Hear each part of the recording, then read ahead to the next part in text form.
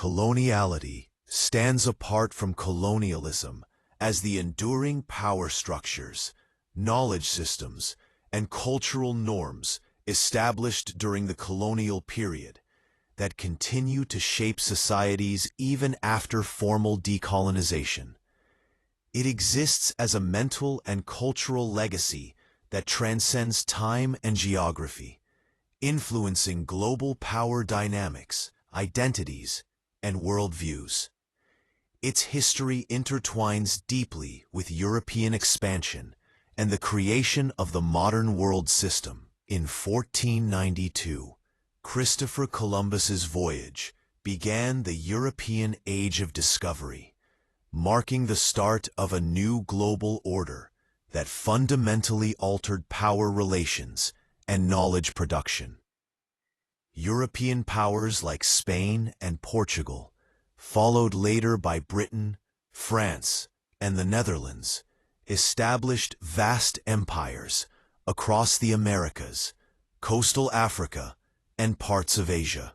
In 1494, the Treaty of Tordesillas and later Zaragoza arbitrarily divided the non-European world between Spain and Portugal, illustrating the European presumption of global dominion.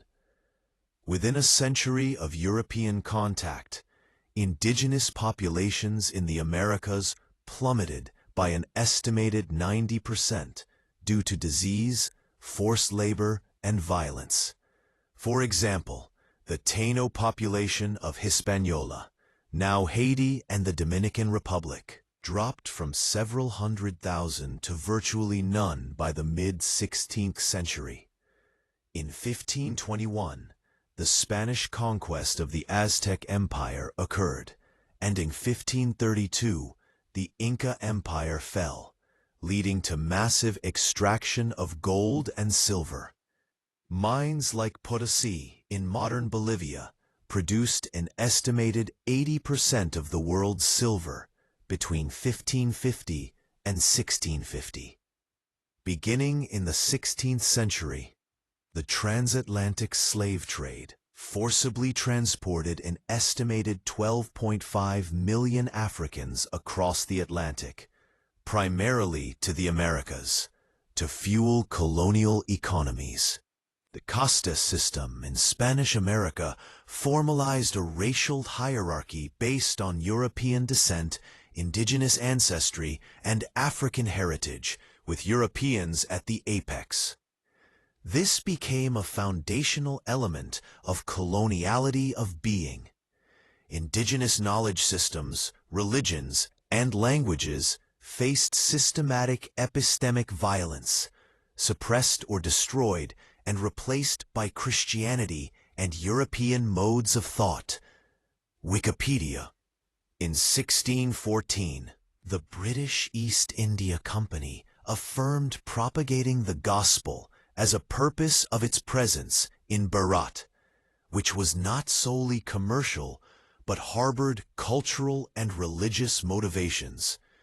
By 1683, the company received specific authorization to wage war on heathen nations, establishing a precedent for religious and cultural intervention. A critical dimension of colonial experience involved tolerating scriptural Hinduism, while delegitimizing popular practices deemed superstitious by colonial bureaucrats. This imposed a distortive Christian paradigm of separation between the religious and the secular, alien to Indic or Dharmic philosophical perceptions. Prompted by the wealth of temples, colonial interference led to successive legislative acts introducing state regulation of temples.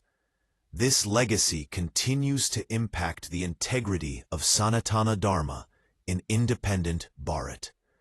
In 1757, the Battle of Plassey marked the start of Britain's increasing control over India through the British East India Company, which directly or indirectly controlled most of the subcontinent by the mid-19th century. The Industrial Revolution in Europe fueled a new wave of colonialism, driven by demand for raw materials, new markets, and strategic geopolitical advantage. This era formalized and expanded vast empires. The Opium Wars, from 1839 to 42 and 1856 to 60, saw Britain force China to open its markets to opium trade, leading to unequal treaties and the cession of Hong Kong. In 1857, the Sepoy Mutiny transformed the British East India Company's control into the full British Raj, which lasted until 1947. India contributed significantly to the British economy, with its share of the world economy declining from 27% in 1700 to 3% in 1950 under colonial rule. In 1858, Queen Victoria's proclamation promised religious neutrality after the 1857 uprising. Yet effective political rule remained Christian in spirit, with antecedent precepts of toleration deeply imbued with Christian prejudices against Hindu society and practices. From 1884 to 1885, the Berlin Conference saw European powers arbitrarily carve up Africa among themselves without African representation. By 1914, 90% of Africa fell under European control. Under King Leopold II, the Congo Free State from 1885 to 1908 exploited rubber and ivory, leading to an estimated 10 million deaths through forced labor, mutilation, and disease. European powers justified their rule through the concept of a civilizing mission, claiming to bring progress, Christianity, and rational governance to backward peoples. European empires covered vast swathes of the globe, with the British Empire alone controlling 25% of the world's land area and population by the early 20th century. Colonies, integrated into a global capitalist system, served as suppliers of raw materials and markets for manufactured goods, creating enduring economic dependencies.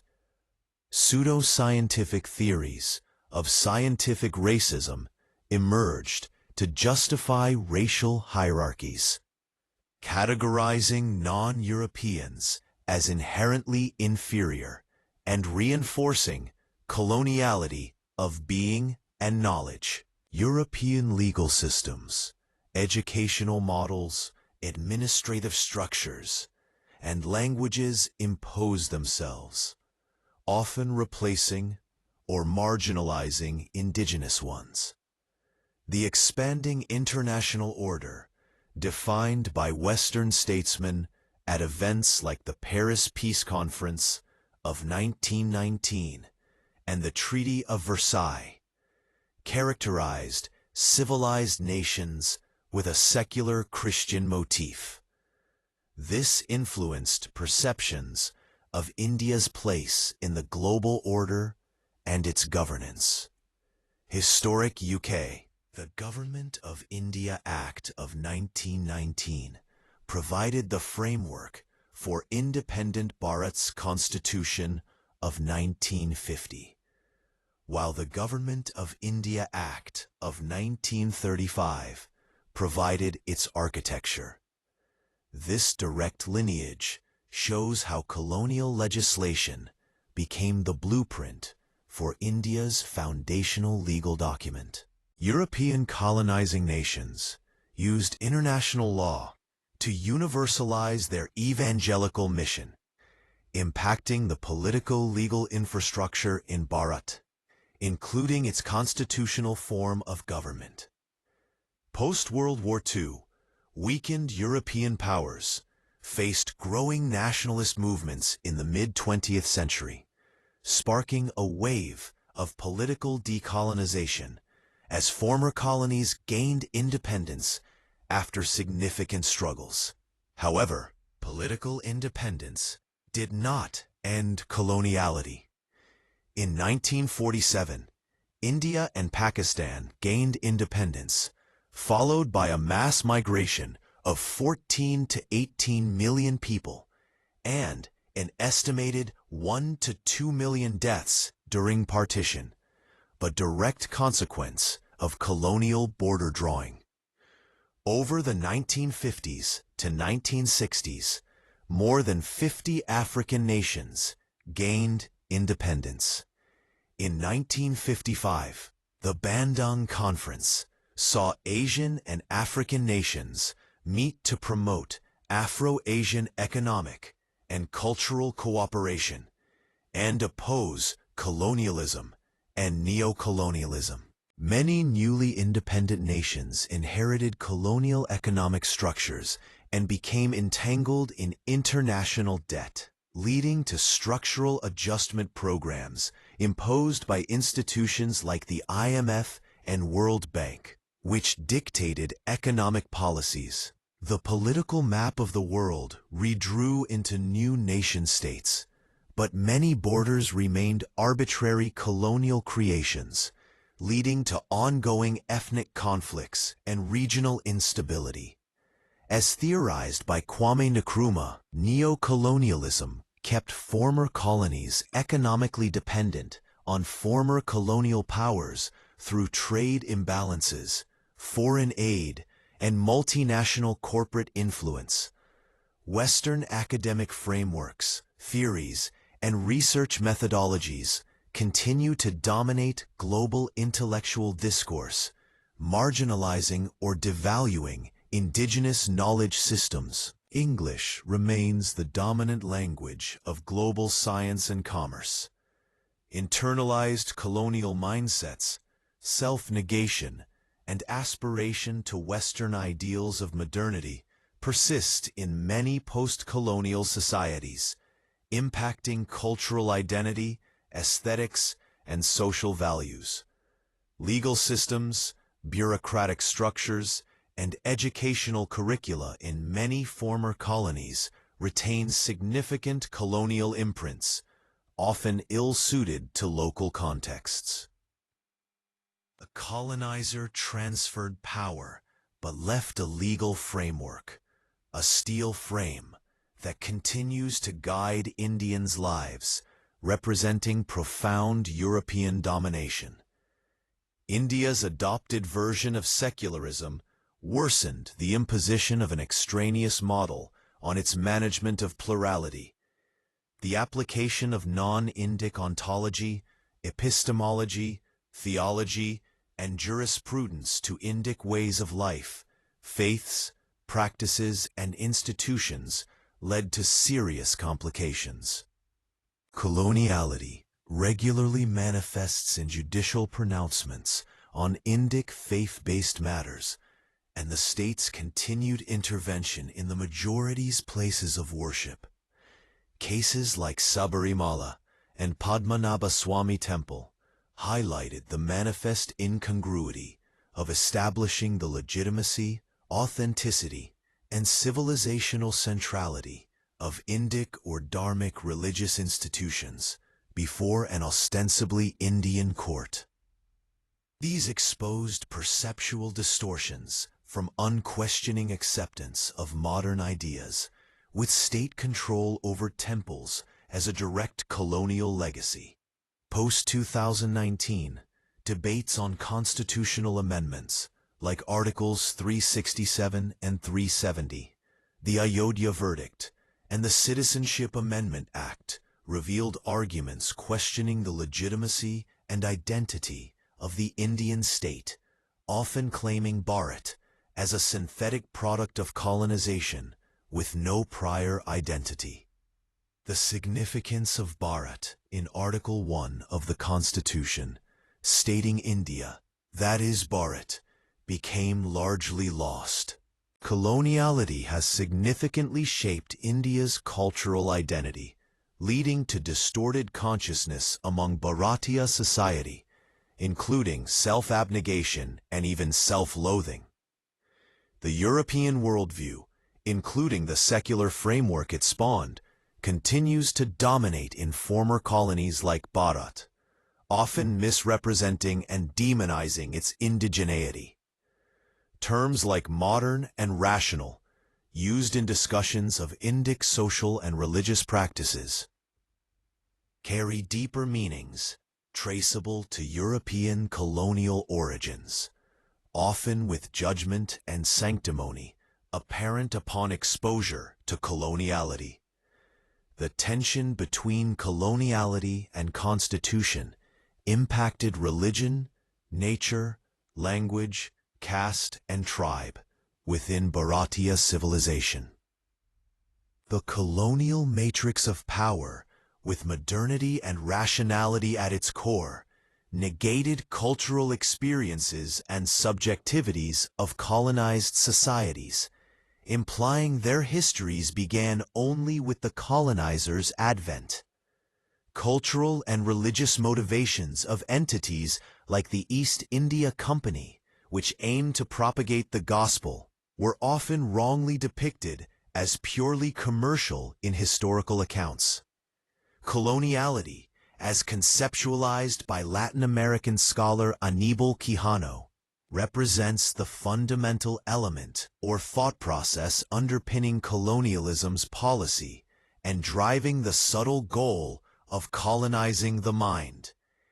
It aims for complete domination of the colonized society's culture and worldview.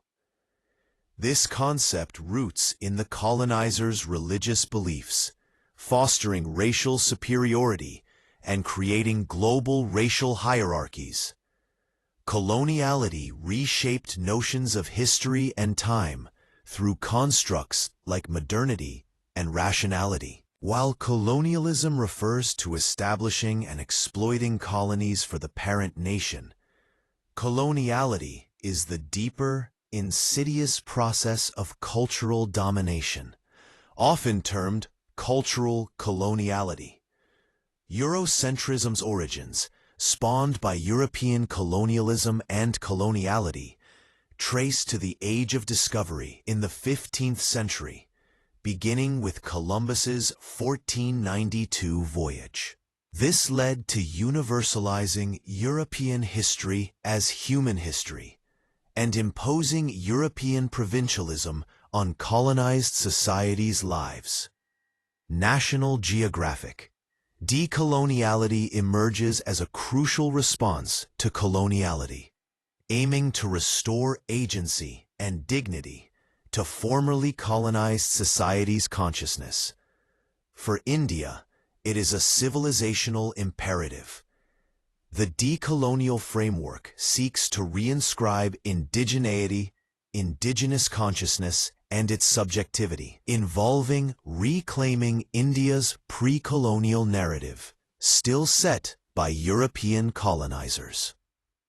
It requires debunking myths and symptoms of coloniality in Indian life, including judicial pronouncements and economic narratives. By questioning colonial constructs, disavowing Bharat's indigeneity in governance and legal structures. Scholars agree every society has the right to define coloniality and decoloniality based on its unique history. For Bharat, this means addressing European and Middle Eastern forms of coloniality to preserve its civilizational character. Hope exists that Bharat's public institutions, including judiciary and executive, will reflect on indigenous traditions, with decolonial perspectives informing decisions. The ultimate goal is Indic consciousness, replacing colonial consciousness. Decoloniality encourages critical inquiry into the Western normative framework dominating Indian discourse, fostering self-confidence and truth. It acts to reconcile the Constitution with Indic civilizational perspectives, unshackling societies from totalizing universalisms of European colonialism and Western imperialism, questioning frameworks, refusing Indic thought. For Bharat, decoloniality starts with applying a decolonial perspective to understand Indic civilization on its terms and extend it to law and constitution. In summary, coloniality's history narrates shifting power dynamics from overt territorial control to subtle, internalized domination. It began with violent imposition of European worldviews, evolved through formal imperial rule, and continues as an invisible force shaping global inequalities, cultural identities, and knowledge production.